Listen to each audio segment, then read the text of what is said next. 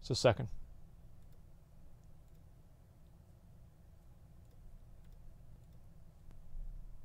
Ever since the early 2010s, it's been incredibly difficult to find an It's actually really funny for me to see that. That was like my mom's main mount back in the day in like vanilla WoW.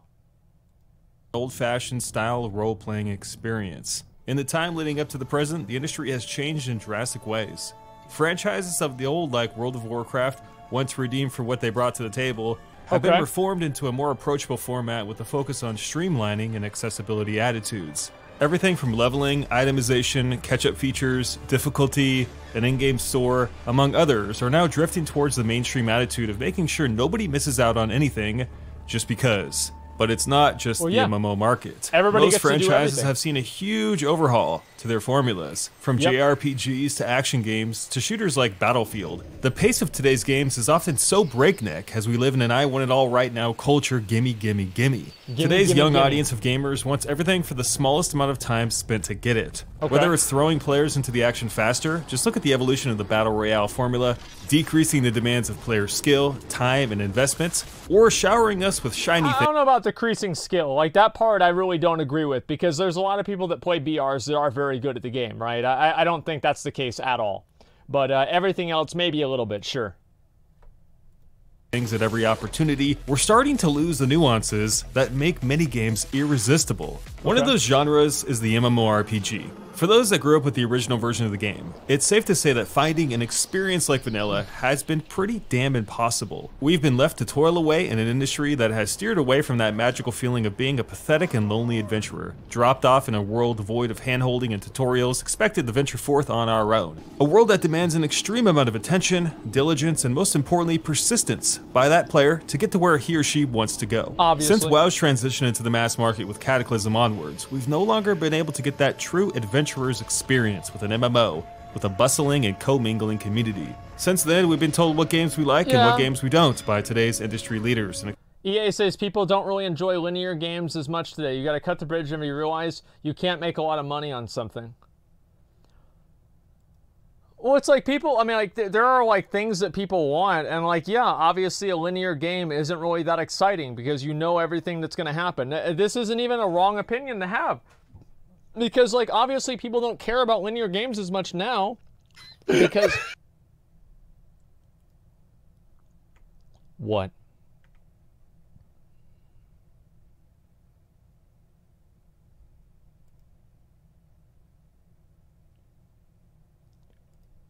Okay. All right, so anyway, what was I saying before? Right, people don't care about linear games now because they just go on YouTube and they watch the ending of the game. Right, so they just watch the playthroughs. And back in the day, you weren't really able to do that as much. And now, people do that a lot more often. So the linear playthrough games are good for the first experience. And whenever people just watch the playthroughs and they see them on streams and on YouTube videos, it removes that excitement out of the first experience. What, is that a wrong opinion? Like...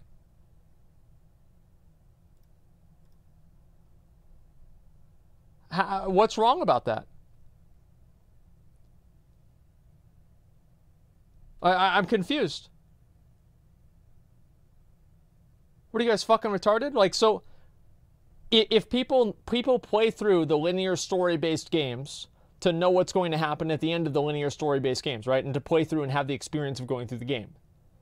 Whenever you have something that gives you that experience, even if it's from a third party, it diminishes the experience that you would potentially have. So that way, the fulfillment that you get from doing it yourself is less. I'm not saying that nobody cares about them, but it is minimized. Like, it just makes sense. Just because you watch a playthrough doesn't mean you don't buy the game. No, but now that you can watch a playthrough, there are more people that watch a playthrough instead of buying the game. Like, I mean, really, have you guys never watched a playthrough of a game instead of playing it yourself? Has nobody ever done that? Like, come on. Like, I hear that all the fucking time. Like, even I do this, right? If I don't want to play Path of Exile, I can at least watch a Path of Exile streamer and see what they're doing. But I'm not even playing the game. I'm like, I just get the fulfillment of, like, saying, okay, yeah, this is cool, and then I don't ever play it. Yeah, people do it all the fucking time. This isn't even a bad opinion. Expected to bow down to the Lord of accessibility. Right. Have you ever thought about adding servers for previous expansions as they were then? You don't want to do that either. You think you do, but you don't. Remember when you had to like spam cities and say need a tank, need a tank, need a tank during the Burning Crusade days? You don't remember that because now you just push a button that says go to the dungeon. We've been encouraged to play games that are designed from the ground up to be enjoyed by everybody, but perhaps not craved by anyone. This has shaped the industry we now know today, where we have to fill out petitions online to show these ignorant clowns that there's a space in today's video game economy for all types of experiences, not just the ones that cater to the 6-second attention span of a teenage boy. That's about right. In the last 15 years, we've seen huge changes to the ecosystem of the video game industry, and those have reached far beyond just how MMOs are made. We live in this interesting time where most games try to hook you immediately, present content that's approachable by anybody, and accessible to the masses to take advantage of bigger sales and player pools. This widening of the belt, so to speak, was pursued by game companies to survive as game counts and in turn competition have risen through the years. Right, of course. The industry has seen a great avalanche of titles come into the scene since 2005 at a rate faster than ever before. We're not in Kansas anymore. This isn't the 32-bit era. That game. Games have...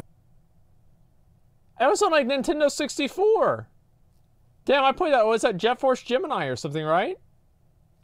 Yeah. That shit was fun.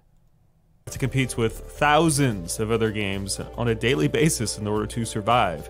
And with so many other titles vying for the attention, money, and retention of players, we've seen a lot of dilution to the core game philosophies of the past. Okay. Accessibility, convenience, ease of access, approachability, quick progression, player navigation tools, automatic tracking, etc. I can go on for days. These are some of the front runners in a long list of changes to how games have been made that have slowly transformed the blueprint for the modern video game.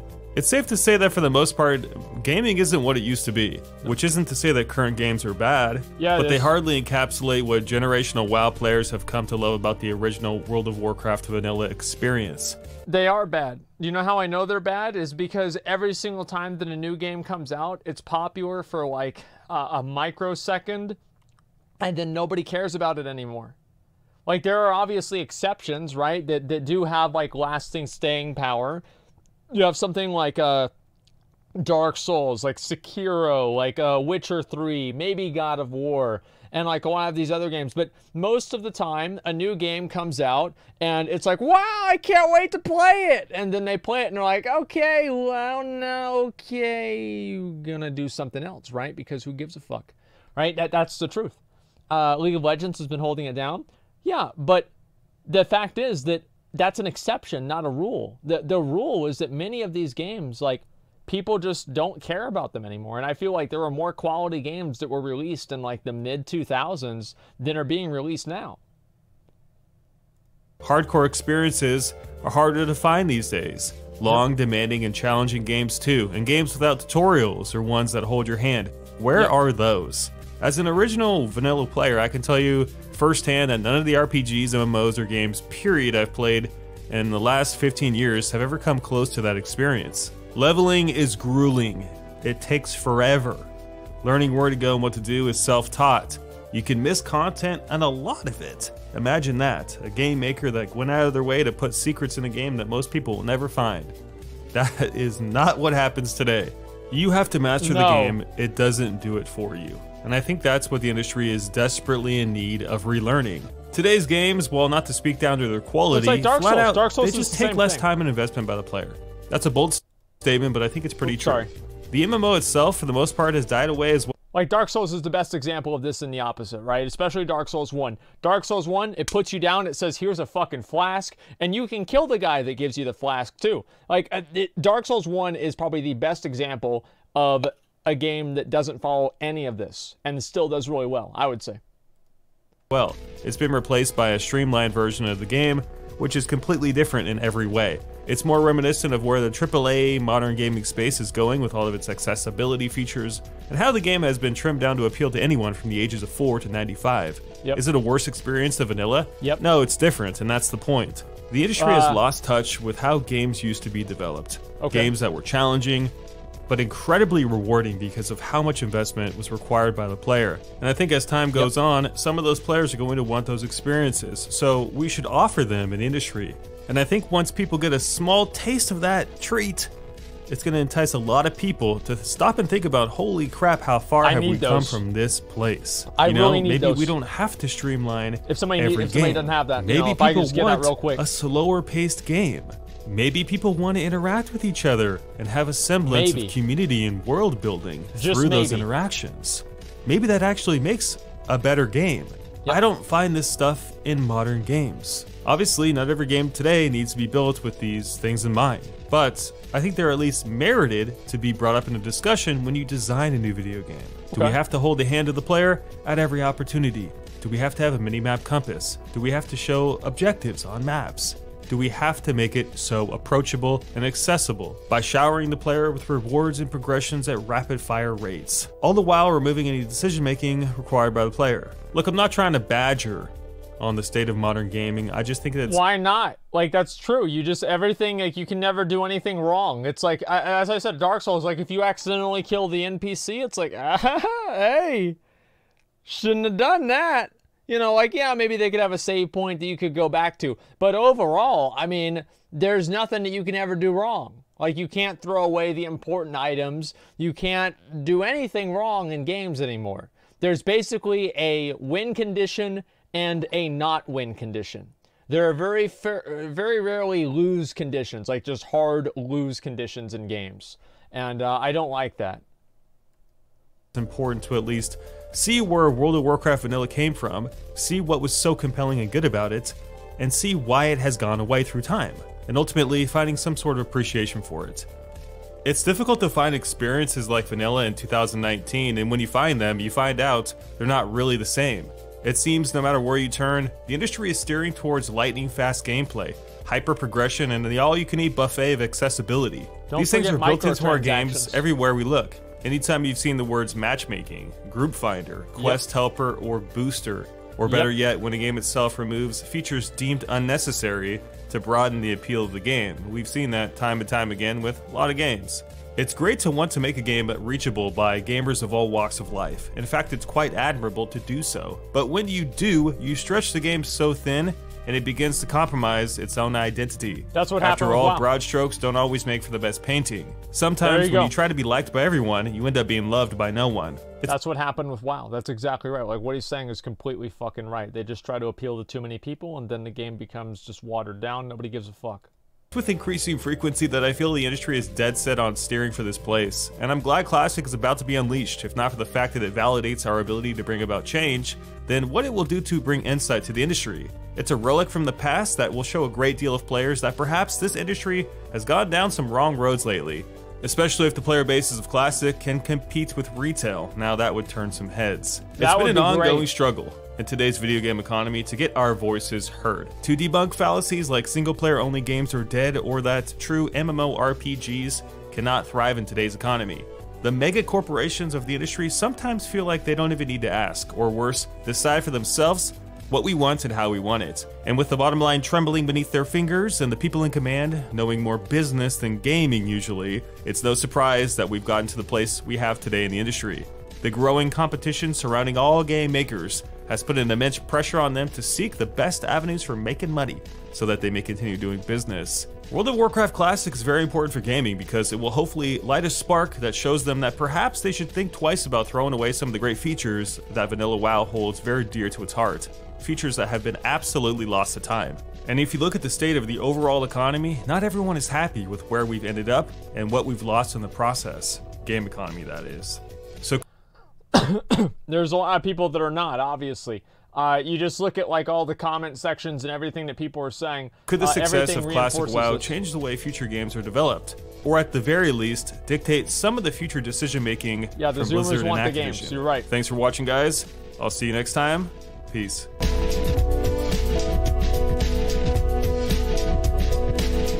Should EA pulled the plug on Anthem. What, is Anthem not doing well? I haven't paid attention. They don't make great games. They want to make money. Yeah, exactly.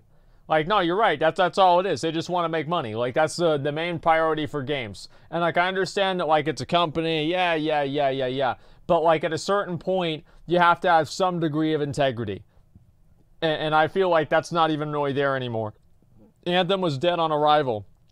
Well, the funny thing is, remember like last year whenever I watched E3 with you guys and they announced Anthem and they were acting like this was going to be like Halo on steroids and it was going to be like this amazing fucking game. I think even like the CEO announced it and it turned out to be fucking garbage. Like, why was it garbage? I don't even know.